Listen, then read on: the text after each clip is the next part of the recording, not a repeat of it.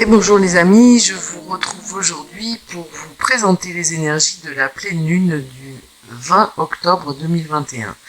J'espère que vous allez tous bien, que vous avez profité de regarder la vidéo sur les énergies de la semaine à venir du 18 au 24 octobre, qui est en ligne depuis ce matin, et que cette vidéo vous a plu. N'hésitez pas à liker si ça vous plaît, à commenter si vous souhaitez échanger avec les autres ou avec moi, ce sera un grand plaisir, et surtout à vous abonner pour être notifié personnellement des vidéos dès qu'elles sont mises en ligne. Voilà pour le petit instant pub.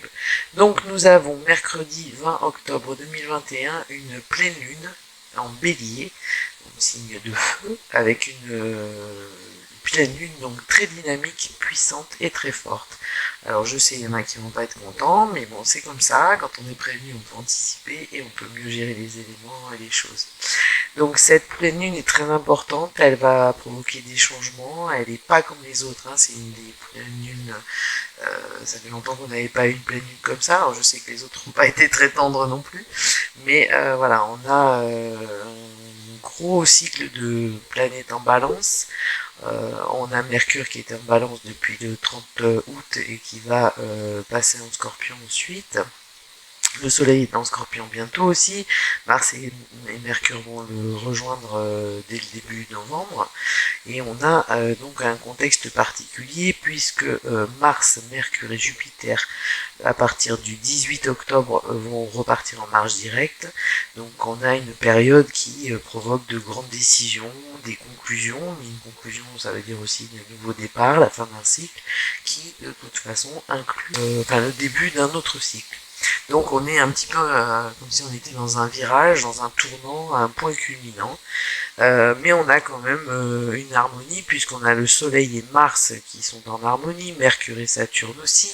Et on a donc Mercure et Saturne en harmonie, ça veut dire une effervescence sociale. Alors en France on la connaît assez depuis quelques mois, et dans le monde aussi, hein, si vous suivez l'actualité, la vie n'est pas un long fleuve tranquille. Et donc peut-être que des choses peuvent se mettre en place ou qu'on a une conclusion heureuse et favorable. Ensuite, on a Pluton au carré de la conjonction de Soleil-Mars qui nous parle aussi de rébellion, hein, de violence sous-jacente, de pulsions fortes, d'envie de transformation profonde. Donc on a vraiment, au regard de ces énergies planétaires, des décisions radicales qui peuvent être prises, tendance à nous mettre en garde en nous disant qu'il ne faut pas s'emballer et que de ne pas prendre des décisions trop hâtives lors de cette pleine lune et de 48 heures avant et 48 heures après. De ne pas foncer droit dans le mur comme le ferait un bon bélier, et je peux vous en parler, voire écrire un livre là-dessus. Mais bon, de toute façon, on a des transformations qui sont importantes et qui devraient voir le jour lors de la nouvelle lune hein, en Scorpion qui sera début novembre, et je vous ferai une vidéo sur cette nouvelle lune. Donc on a des choses qui devraient, puisqu'on est aussi en balance, ces planètes, pas ces balettes, ni ces baleines, ces planètes sont en balance, donc on devrait avoir des choses qui devraient se faire relativement, de manière pas trop brutale, et qui de toute façon ont une incidence sur le long terme et faire éclore aussi des vérités. Hein. Donc on aura l'éclosion de ces vérités et les incidences des décisions prises à ce moment-là dans 15 jours lors de la nouvelle lune, donc début novembre. Alors, Platon est en marche directe depuis le 6 octobre, donc depuis la nouvelle lune de début octobre. Donc, il signifie un nouveau départ, mais si on n'a pas assez réfléchi, ça peut être quelque chose de très éphémère et qui fait pchit, hein, sans qu'il y ait d'incidence sur le long terme, alors que c'est pas forcément ce à quoi on s'attendait. De toute façon, toutes ces tensions de Pluton augmentent les tensions et les inquiétudes. Hein, les inquiétudes, elles sont mondiales, on le voit aussi. Et tous ces éléments peuvent être aussi un contexte de tyrannie absolue, hein, les comportements des politiques qui vont jusqu'à la tyrannie sécuritaire et sanitaire. Donc forcément, Pluton, qui représente la résistance et la combativité, va générer des protestations, et de toute façon, même si on n'avait pas Pluton, on aurait de toute façon un sentiment d'injustice et de mensonge peut-être aussi face à ces tyrannies absolues qu'on peut voir dans le monde entier aujourd'hui. On est quand même dans des énergies très dynamiques, hein, puisqu'on est dans un signe d'air, la balance, et il faut, donc si vous souhaitez avoir plus de précision, regardez dans quelle maison cette lune se produit pour vous, pour voir l'influence qu'elle peut avoir, hein, mais on a donc cet amas en balance qui tend à l'équilibre. Ensuite, nous avons Jupiter en Verseau à partir du 18 octobre, donc jusqu'au 29 décembre. Où il passera en Poisson. Nous avons Mercure et Vénus qui parlent de prise de conscience profonde et de belles relations. Alors ça peut être au niveau du collectif, au niveau de l'amitié, peut être aussi au niveau personnel, qui vont faire donc leur entrée en Sagittaire et qui vont générer de bons influx, notamment puisque les planètes lentes et les planètes rapides sont dans des signes de feu et d'air, et comme on le sait, l'air favorise le feu, et donc on a une entente qui est à peu près favorable. Donc pour les signes d'air et de feu aussi, on peut avoir une influence très positive et de bonnes influences des mouvements de ces planètes. Pour la Vierge, c'est un peu plus neutre. Pour le Scorpion, pour l'instant, c'est un peu plus calme, mais on va, dès l'entrée du Soleil en Scorpion, une transformation qui devrait se produire. Et ensuite, pour les Verseaux notamment, on a un bel appui de Jupiter, hein, puisque Jupiter entre en Verseau. Pour ce qui est des planètes qui vont rentrer en Sagittaire, le Sagittaire signifie une belle opportunité de renouvellement, mais attention, pas trop d'emballement, puisque plus vous vous emballez, hein, et ça fait 2 fois dans les tirages de la semaine qu'on a la problématique de l'idéalisation, et qui nous met en garde contre la désillusion. Si on s'emballe trop et qu'on a trop d'espoir, on risque d'être déçu, puisqu'on reste quand même dans une énergie de balance. Après, pour les taureaux et les cancers, ce sera un petit peu plus compliqué, et ça reste très positif pour les balances. Voilà pour les plus petites précisions au niveau astrologique. On a également un trigone du Soleil et de Jupiter, et la signification de ce trigone, c'est quand même la victoire de la liberté humaine. Jupiter, c'est l'expression même de la liberté. Donc il peut se produire une fragilité pour les leaders politiques mondiaux, hein, qui ont un petit peu forcé le trait et qui sont allés dans l'excès, comme on peut le constater chaque jour. Ensuite, on a Vénus en Capricorne le 5 novembre, donc là on a un adoucissement, et on va rentrer dans la phase du Scorpion, qui peut effectivement nous parler de la fin de tout ce qui est totalitarisme et de tout excès excessif, j'aurais tendance à dire. Mais bon, voilà, donc on devrait avoir des phases, enfin une phase au moins cette semaine un peu qui bouscule encore, hein. Les changements ne seront pas de manière douce et délicate, mais on devrait rentrer dans des choses beaucoup plus saines, beaucoup plus libres, beaucoup plus agréables dès le début du mois de novembre. Et je tenais quand même à vous rappeler que l'univers nous bouleverse notre vie, mais c'est pour nous faire bouger, pas pour nous arrêter. Donc on va garder cette belle phrase en mémoire pour avancer, et on va passer au tirage de l'oracle de la lune pour voir ce que nous réserve cette pleine lune en bélier de mercredi 20 octobre 2021. Alors, j'ai mis les cartes de l'oracle astrologique sur la pleine lune. J'ai tiré une carte de l'oracle des papillons que je trouve très jolie, et donc on va voir ce que nous donne cette carte. Donc un magnifique papillon violet sur une marguerite ou une fleur de tournesol, une petite fleur de tournesol, et qui nous parle de support. Alors cette carte de l'oracle des papillons nous parle de soutien, d'appui, de collaboration. Donc je pense encore une fois qu'au niveau collectif, on sera toujours plus fort unis que désunis, séparés, la ségrégation, la division, voilà, la division pour mieux régner, c'est pour ceux qui veulent régner, pour ceux qui sont avides de pouvoir, mais par contre pour le bien-être et les choses agréables, je pense que la collaboration sera ce qui est le plus beau. Donc cette pleine lune nous parle d'appui, de soutien et de collaboration.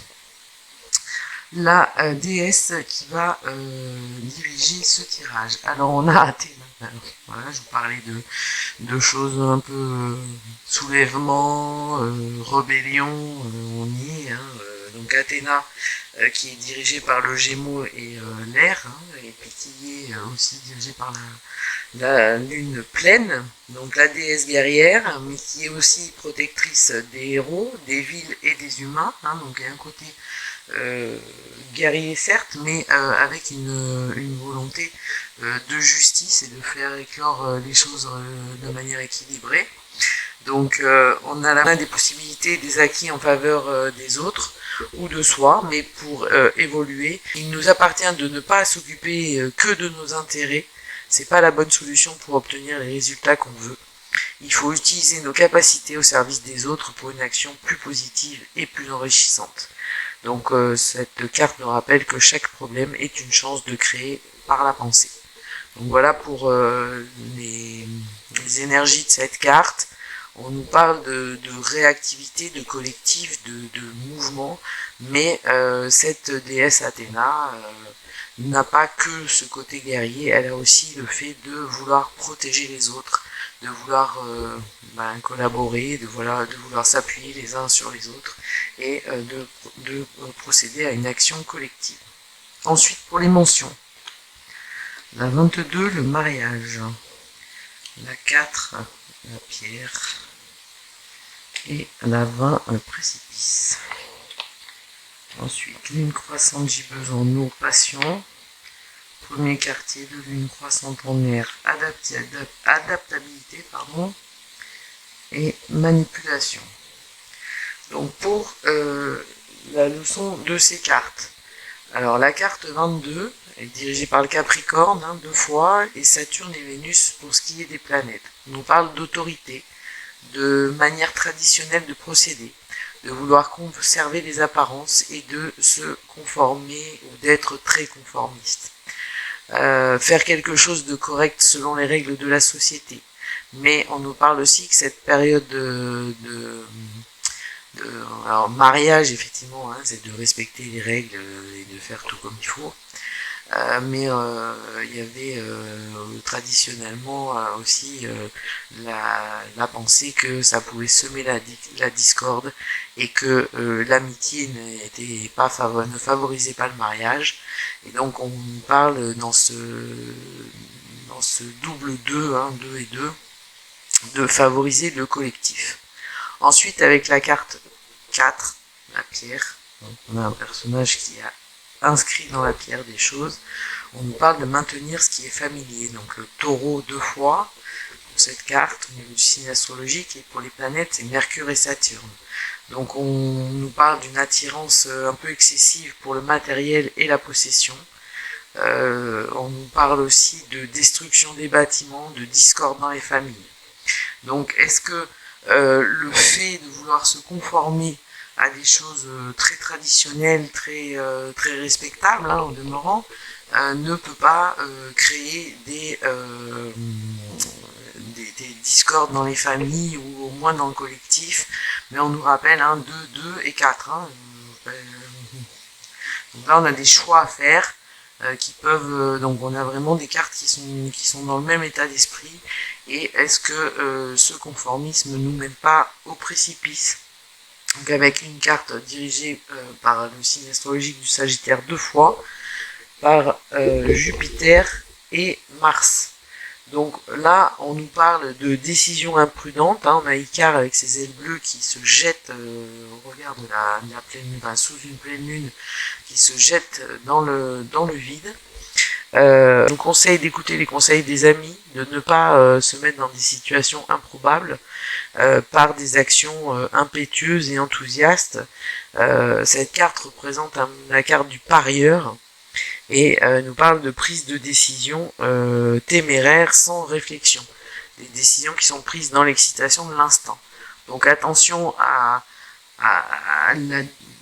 limite la discordance et l'opposition entre ce qui peut être très traditionnel et puis d'un coup on envoie tout balader et on fait quelque chose qui pourrait nous mener à la perte. Donc on va avoir des énergies qui sont très opposées, qui vont peut-être nous demander de remettre en cause des choses qui sont traditionnelles, habituelles et autres, et qui peuvent nous déstabiliser. Ou peut-être que à force de vouloir faire des choses qui sont un petit peu excessives dans le côté juridique, légal, légaliste, j'irais même jusqu'à dire, ça peut nous mener au précipice. Hein. Je fais référence au tirage de la semaine et des énergies qui nous disaient que un diable allait perdre de sa puissance, de son pouvoir et de sa capacité.